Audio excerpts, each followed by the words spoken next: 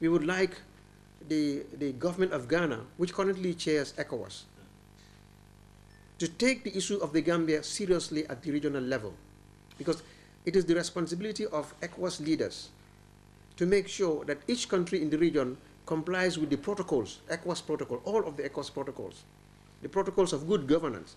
The Gambia government is a state party to the ECOWAS protocol on good governance.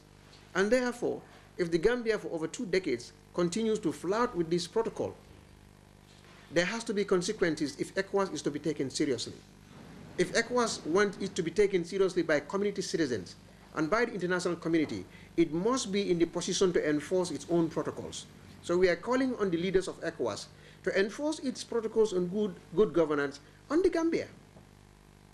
We are telling them to speak to the president of the Gambia, to change his ways, to treat his own people with decency, that to concede to electoral reforms, to do away with stone voting, to do away with the voting of stones, to stop arresting and harassing its citizens and putting them in prison ad infinitum without trial. President Mahama is the chairman of ECOWAS. We appreciate President Mahama's leadership as chairperson of ECOWAS.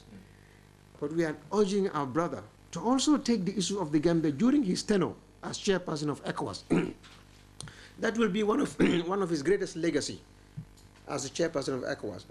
When democracy, peace and stability can be restored to the Gambia, or when its foundation can begin to be laid during his time. ECOWAS Commission itself does not legally, by implication, recognize the presidency and the victory of President Yahya Jammeh. This is on record. Therefore, why can't the region take a bolder step?